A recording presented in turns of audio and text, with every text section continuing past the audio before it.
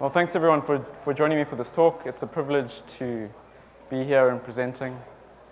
You can probably tell from my accent I'm not from here, from South Africa. So I work at a company called Chillisoft Solutions. We build bespoke software.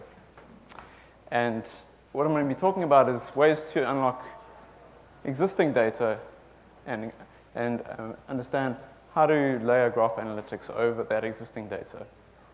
Some ways that we've been doing it. Really, it's a story about the things that we've learned along the way.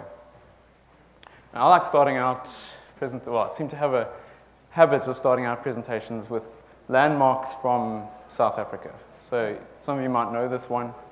It's creatively called the Big Hole, or in Afrikaans, very colorfully called die Groot Gat.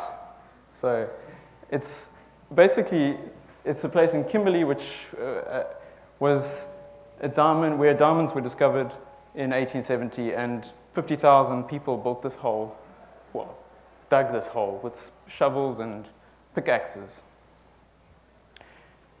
And it took them 43 years to do that, and they dug to a depth of 200 meters.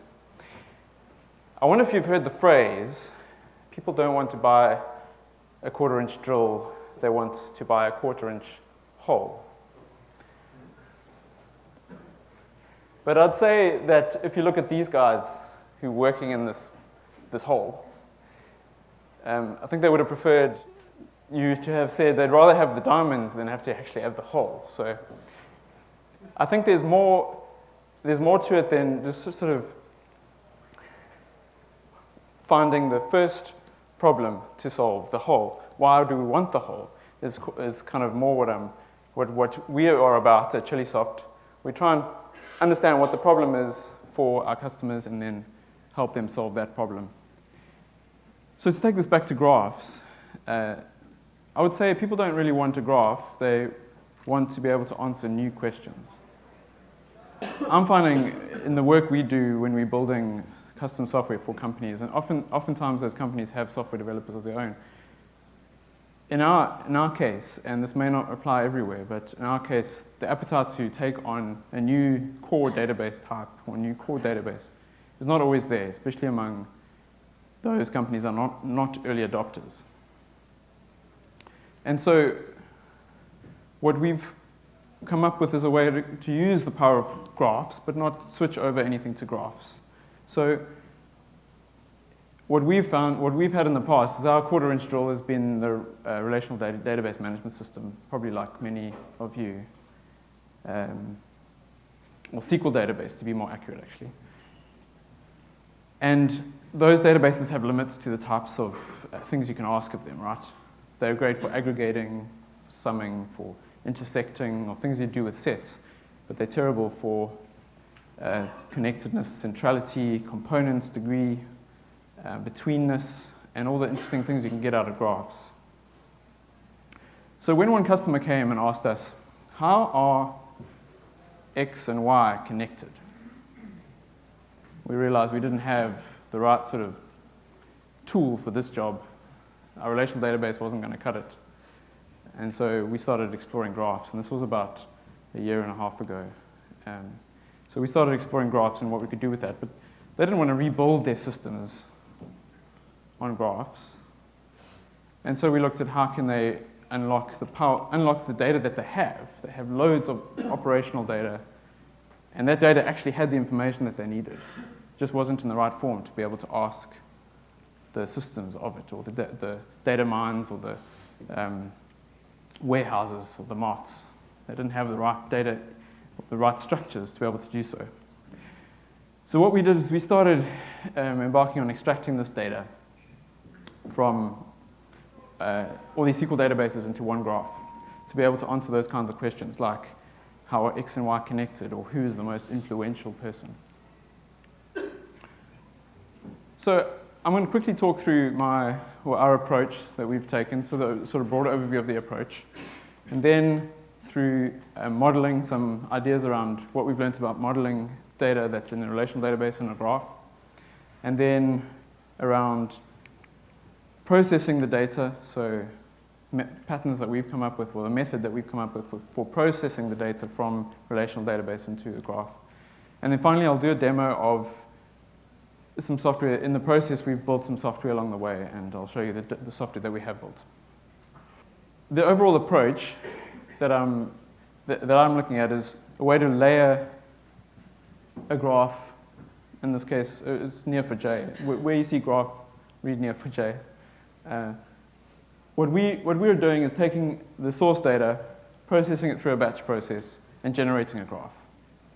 From there, we've built some basic user interface capability for users to explore the graph. That user interface really could be things like a Cypher query that's automatically run to look for interesting patterns, or it could be an analytics engine such as SparkX, or it could be a basic user interface that the user can just browse around. This way of doing it allows you to use your existing data as it is, produce it into a graph, and start asking questions that you couldn't ask the source data. Why are we advocating this approach? Mainly because it's cheaper. It gives you the power of the graph. You can ask questions of the data that you have, but you don't have to redesign your systems on a new platform. And that costs a lot of money in whatever currency you use. So we're looking at doing it in a cheaper way, essentially, using the power of the graph for less cash. Okay, so for modeling a graph, some ideas around how to model this existing data that you have into a graph. And I've got some detailed examples, which I think I'm going to keep. I'll go through one slide of that, and the rest you can have a look on SlideShare for the actual detailed slides, because they're quite technical. But my thinking around modeling a graph is start with an idea of what you want to ask. If you may have a bunch of data. I mean, this is the case with the different companies we're working with in Durban. They have a lot of data, and they want to know what can they find out. What things can they find out that they couldn't find out before? And you might have an idea of what you could ask. So start with that idea, or just start with the idea of exploring. Maybe build the graph, and then you'll be able to explore. Then make the graph from your concept, explore the result, and then iterate. Emil showed us the Northwind database, and there was a blog post by Neo4j a while back on how to get that Northwind database into your Neo4j before they built the automated process, or the example. And in the way they've modeled that Northwind database, you can ask certain questions. But having got it into a graph, being able to explore it and then think about, maybe I should model it in a different way. Maybe I should model it like this. Then I could ask these other questions. So I think it's really important that you're able to iterate on the process of modeling your graph. Guidelines for modeling. The one that Neo4j, that blog post gave was generally one row equals one node. One row in your relational source is going to equal one node in your graph, but not always.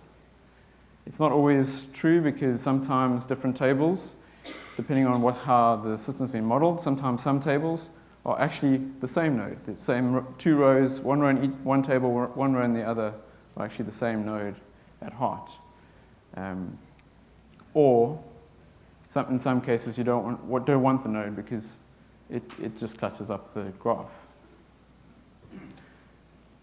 Don't include your complex data. So we're pulling in data from a relational system. It sometimes has fields like comments or some XML fields. That stuff doesn't scale well into the graph in my experience, into Neo4j, especially when you're getting into the sort of tens of millions. Neo4j doesn't handle the complex data that well, and you can't do that much with it once it's in Neo4j, that kind of data. So we bring in sort of mainly the core data structures, or the core data that comes from that relational database. And what I've